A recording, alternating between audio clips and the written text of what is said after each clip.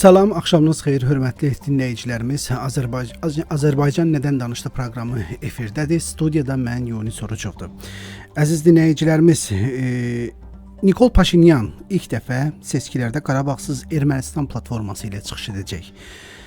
Ermənistanın Xarici İşlər Naziri Ararat Mirzoyan isə deyir ki, Tramp dəhlizinə Moskva və Tehran tərəfdən heç bir problem yoxdur. Bu arada Putin nüvə sınaqlarına hazırlıqla bağlı tapşırıq verdi. Biz bugün bu məsələləri müzakirə edəcəyik. Həmsöhbətimiz politoloq İlyas Hüseynov bizə telefonla qoşulub. Axşamınız xeyir olsun. Axşamınız xeyir olsun, hörmətli Yunus müəllim. İlyas müəllim, Nikol Paşinyan seçkilərdə Qarabağsız Ermənistan platforması ilə qoşulur və düşünürəm ki, bu Ermənistan müstəqillik tarixində ilk hadisədir.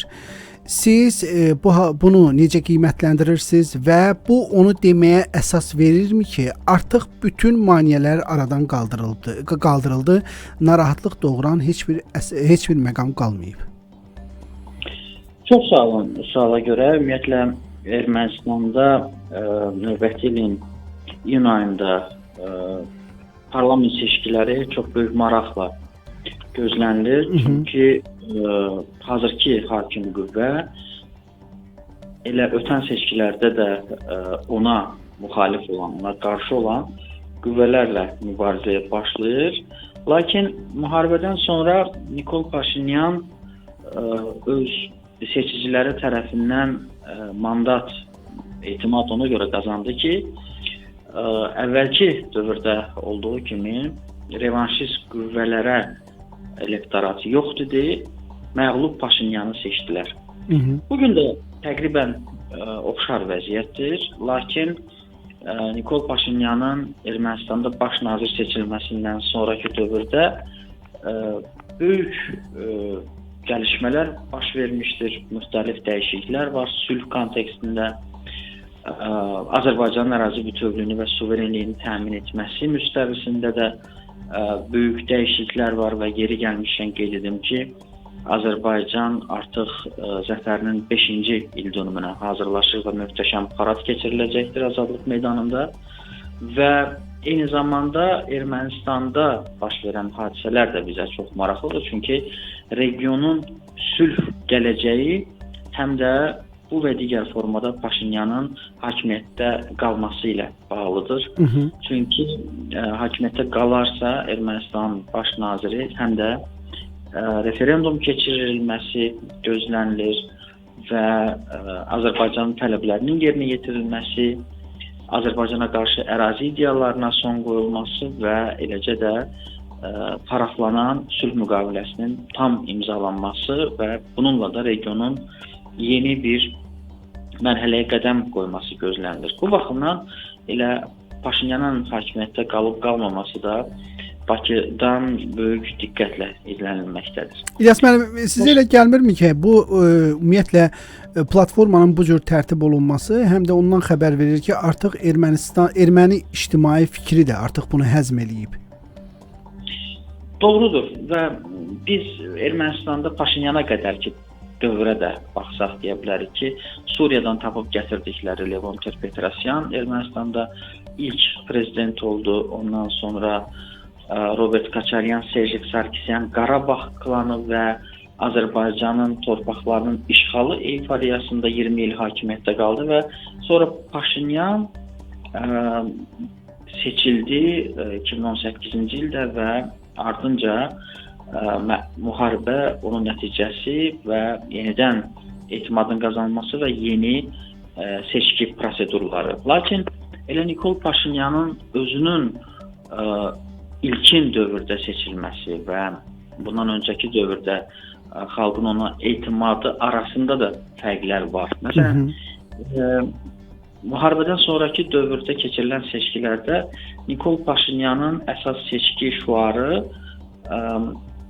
belə idi ki, ingilis dilində remedial cessation, yəni ayrılmaq naminə xilas. Bu da belə nəzərdən keçirilirdi ki, Qarabağdan ayrılaraq xilas olmaq. Hətta biz xatırlayıram ki, o dövrdə şərhlərimizdə və hazırladığımız sənədlərdə bunun arxasında bir minanın gizlənildiyini nəzərdən keçirirdik. Çünki hakimiyyət Ermənistanda Qarabağdan qurtulmaq yolunu tutub və sonrakı prosesdə ola bilsin ki, bizim ərazi bütövlüyümüzə qarşı hansı təhdidlər formalaşdırıla bilər. Çünki çox rahatlıqla bu ayrılma haqqında fikirlər bildirilir o dövrdə. Kosovo ssenarisi və digər fikirlər var idi. Ona görə də hazırki reallıqlarda Ermənistanın baş nazirinin əsas şüarı Real Ermənistan adındadır. Bu bir müddət öncə bəyan olunmuşdur, amma daha açıq mətnlə bildirilərək Qarabağsız Ermənistan mətni qeyd etsə, bu daha çox sülhə hesablanmış addımdır. Bəli, həm də sülhə hesablanmış addımdır ki, sülhü istəməyən, regionda eskalasiya axtarışında olan, yeni müharibə üçün əlindən gələni edən qüvvələrə mesaj olsun və Ermənistanın monolit olmayan cəmiyyətində həm daxildə 5-ci kolona mesaj, kilsə, diaspora nümayəndələrinə də bir ciddi ismarış kimi də qiymətləndirilə bilər. Çünki həmən qüvvələr tamamilə başqa ssenarilər axtarışındadır. Mən bir detala da diqqət çəkə bilərəm ki, vətəndaş cəmiyyəti nümayəndələrinin İrəvanda görüşündən sonra Ermənistan cəmiyyətində elə hamı bu görüşü alqışlamadı və buna qarşı çıxan qüvvələr də tapıldı. Təəssüflər olsun ki, Ermənistan cəmiyyətində hələ ki düşüncədə revanşizm meylləri qalmaqdadır, amma pragmatik düşünən insanlar da çoxdur və onların sayının artmasına biz ümid edirik. Ona görə də bu görüşlərin gələcəyinə inanmırıq. İlyas müəllim, Ermənistan Xarici İşlər Naziri Ararat Mirzəyan Tramp dəhlizinə Moskva və Tehran tərəfindən problem görmədiyini bildirdi. Siz bu bəyanatı necə qarşıladınız? Nəzərə alaq ki, bir neçə il bundan öncə həm Tehrandan, həm də Moskvadan müəyyən təhdidlər var idi. Tehran bunu qırmızı xətt adlandırırdı. Moskva isə bu layihəni öz nəzarəti altında görürdü. Belə bir keçmişdən sonra, mübahisəli keçmişdən sonra Mirzəyanın bəyanatı sizdə hansı təəssüratı yaradır? Əlbəttə, regionda həmən dövrdə baş verən hadisələrdən fərqli olaraq tamamilə yeni bir geosiyasi mənzərə vardır. Rusiya-Ukrayna müharibəsi, İran-İsrail müharibəsi müəyyən qədər Tehran və Moskvanın mövqeyinə təsir etmiş olub.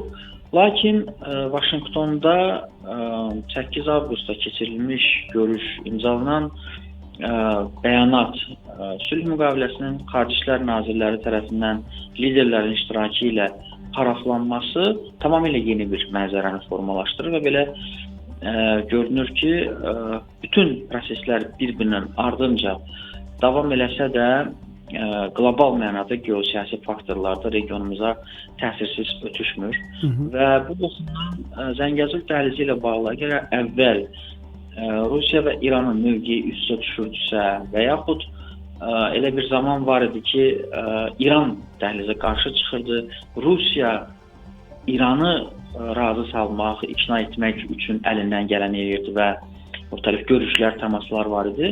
Hazırda düşünmürəm ki, dəhlizə qarşı hətta İran və Rusiya birləşsə də hansısa bir müqavimət baş tutsun. Çünki artıq Ermənistan və Azərbaycan arasında birbaşa dialoq həyata keçirilir. Müxtəlif segmentlər üzrə təmaslar qurulur və Ağ Evdə imzalanan sənəd də hüquqi qüvvəsini saxlamışdır və trip marşrutunun çəkilməsi üçün artıq texniki işlərə də başlamaq olar. Siyasi iradə də vardır, ümumi maraqların birləşdirilməsi də mövcuddur və bu baxımdan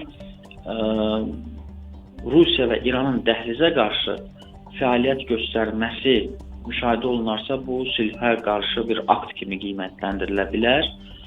Bu arzu olunmazdır və eyni zamanda biz son dövrlər dəhlizin açılması baş verməsə də kommunikasiya xətlərinin açılması prosesində bir irəliləyişi görürük. Bu da çox müsbət faktordur. Çünki cənab prezident İlham Əliyevin Qazaxstana dövlət səfəri çərçivəsində məhz Qazaxstan taxılının Azərbaycan ərazisindən keçməklə Ermənistana çatdırılması haqqında bəyanat eşitdik və ardınca elə sözügedən taxıl Azərbaycan və Gürcüstan ərazisindən keçməklə Ermənistana çatdı və bunun ardınca həm də Rusiya taxılı Azərbaycan ərazisindən keçməklə Ermənistana çatdırılır. Bu mühüm hadisələrdir və məsələ kommunikasiya xəttlərinin açılması naminə atılan addımlar kimi qiymətləndirilir. Amma hesab edirəm ki, bu qarşılıqlı olmalıdır. Çünki Azərbaycan sonsuza qədər Ermənistana sülh və logistika fəaliyyətinin genişlənməsi üçün jestlər edə bilməz. Qarşılıq dedikdə onu nəzərdə tuturam ki, Türkiyədən gələn yüklər də Ermənistan ərazisindən keçməklə Azərbaycana çatdırılmalıdır və Ermənistan bu istiqamətdə də addımlar atması bu sülhə xidmət etmiş olar. Yəni, hər bir sülh istiqamətində atılan addım güzgü effekti verməlidir və bir addım qarşı tərəfdən qarşılıqlı olaraq atılmadıqda bu mübahisələrə səbəb olur və elə kənar geosiyasi mərkəzlər, adını daha doğru vurğulasaq, İran və Rusiya məhz elə bu anlaşmazlıqları gözləyir ki, bunları daha da dərinləşdirsin və sülh prosesi daha da tormozlansın. İlyas müəllim, və sonda sizdən bir məsələyə də münasibət öyrənmək istəyirik. Qısaca, Putin nüvə sınaqlarına hazırlıqla bağlı tapşırıq verdi. Bu tapşırığı bir qədər təhlil etsək hansı nəticəyə gələ bilərik? Putin dünyanı təhdid edir, yoxsa bu Rusiyanın gücünü yeni reallıqda göstərmək üçün bir vasitədir? Sonuncu cümləniz çox doğrudur və yerinə düşür. Çünki nüvə gücü Rusiya üçün bu kollektiv qərblə olan müharibədə əsas təhdid alətidir. Və əvvəlki dövrlərdə məhz nüvə arsenalına müraciət etməklə bağlı səslənən bəyanatlar təsirini itirdikcə ayrı-ayrı manevrlər ortaya çıxdı. Məsələn, taktiki nüvə silahından istifadə ilə bağlı Kreml ucadan danışmağa başladı. İndi isə nüvə sınaqlarının keçirilməsi ilə bağlı fikir həm də Avropanı çox düşündürür. Çünki ən çox bu nüvə ilə bağlı mübahisələr qalxanda Avropa əndişə keçirməkdədir, narahatlıq ifadə olunur. Amma maraqlıdır ki, paralel olaraq Amerika Birləşmiş Ştatlarında nüvə silahlarının sınağını keçirməsi ilə bağlı anons Avropa İttifaqı tərəfindən kritik qarşılanmadı. Və yaxud güclü nüvə arsenalına malik olan Çin Xalq Respublikası da bu proseslərə yalnız susqunluqla yanaşır. Bu da düşünürəm ki, qəbul olunan deyil. Nüvə klubuna daxil olan dövlətlər nüvə silahlarının həcminin artırılması, sınaqların keçirilməsi, təhdid mesajları özündə daşıyan bəyanatlar zamanı hamısı buna qarşı çıxmalıdır. Bax, bu susqunluq əlbəttə bizim planetimizi çox mənfi bir məcraya yönəldə bilər. Digər tərəfdən yaxınlarda çox maraqlı bir kitab oxumuşdum. Rusiya Federasiyasının rəhbərliyinə təqdim olunmuş samballı materiallar əsasında yazılmış kitabdır. Çəkindirmədən hücuma və yaxud çəkindirmədən qorxutmaya daha doğrusu. Və əslində Rusiya Federasiyasının hazırki reallıqlarda məhz siyasi gündəmdə nüvə ilə bağlı olan detalları çox gözəl orada təsvir edir. Çünki soyuq müharibə dövründə nüvə silahı çəkindirmə xarakteri daşıyırdı. Karib böhranı və digər olan gərginliklər yalnız çəkindirmə faktoruna əsaslanırdı və beynəlxalq münasibətlərdə müəyyən nizamı yaradırdı. Bugün isə təhdid faktoru ortaya çıxıb və bu heç də çəkindirmə deyil, yeni bir fazadır.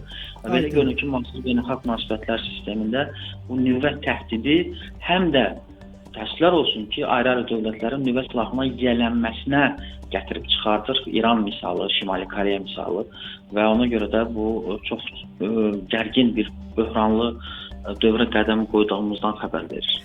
Çox sağ olun. Maraqlı müsahibəyə görə sizə təşəkkürümüzü bildiririk və dinləyicilərimizin diqqətinə bir daha çatdırmaq istəyirəm ki, bizimlə telefon bağlantısında politoloq İlyas Hüseynov idi. Əziz dinləyicilərimiz, bununla da verilişimiz başa çatır. Biz sizinlə sağollaşırıq. Özünüzə yaxşı baxın. Görüşənədək.